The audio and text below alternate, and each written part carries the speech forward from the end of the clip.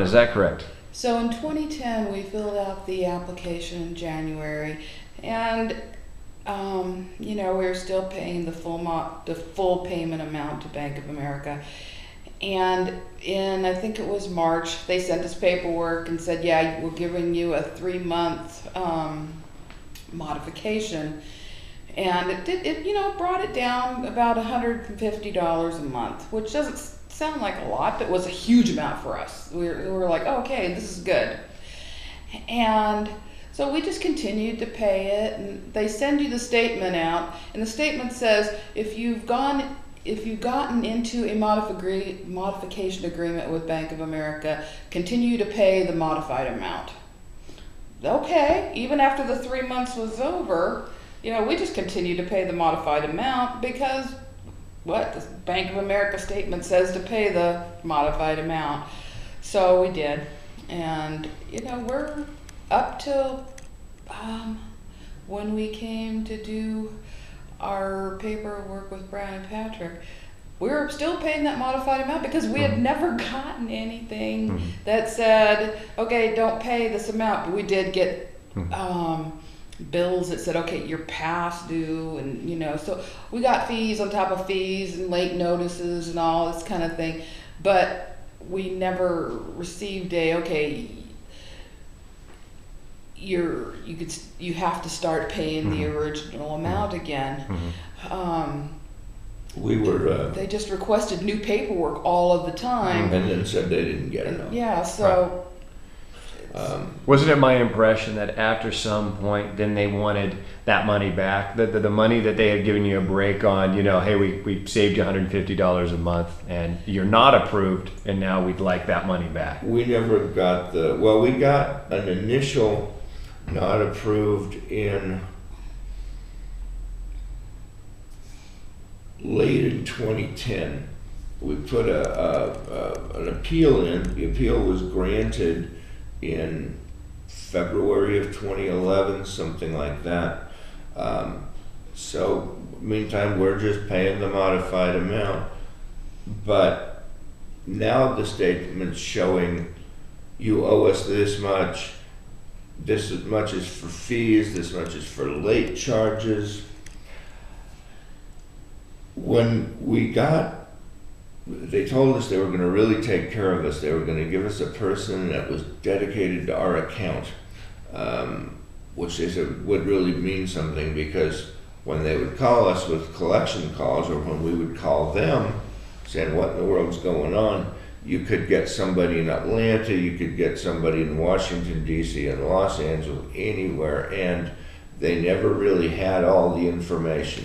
So we would tell them about, we didn't know that you were entered into a modification at all, you know, so we got this. So we're going to give you somebody that's just the same person to talk to every time. Well, they did that, and then a month later we got a letter saying, well, that person's no longer your contact, now it's this person.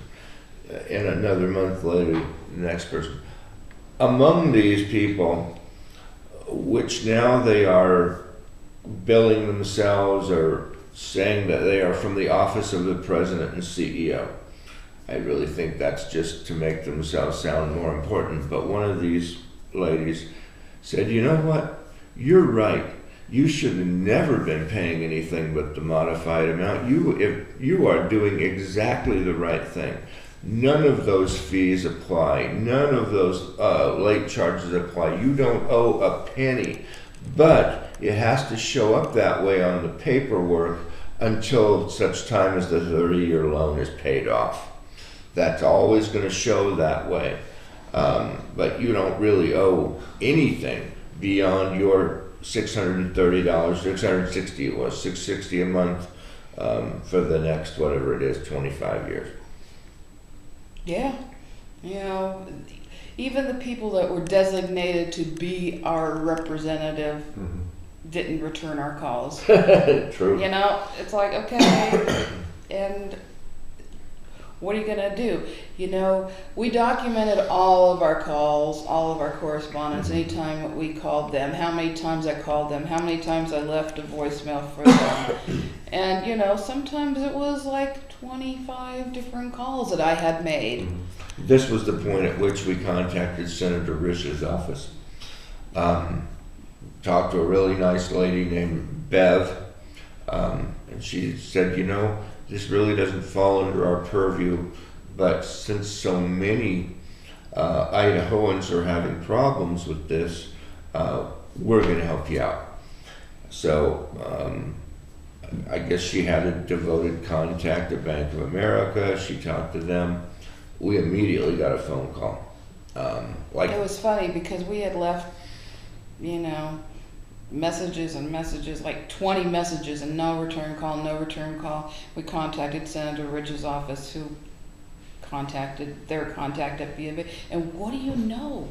That Bank of America returned our call, and when we said, hey, you know, I've called you like a bunch of times, why haven't you returned my call? Oh, I was on the moon having a honeymoon or something. You know, you never got an answer as to why they never returned your call. And then another thing about Bank of America, when they did tell you something like, I said this lady saying, oh, you don't owe any of those fees. That's nothing. All that, just because the way it is, it has to stay on the paperwork until the 30-year fixed loan is paid off. Then it will be erased. They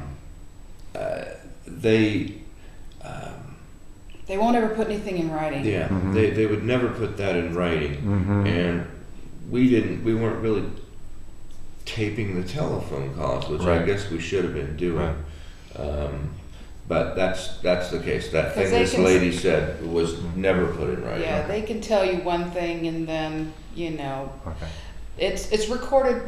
You know, they let you know that the phone call's being recorded, but you know, there's no way that you're going to ever can get back the recording that they've made, stating what they had said. Thank you.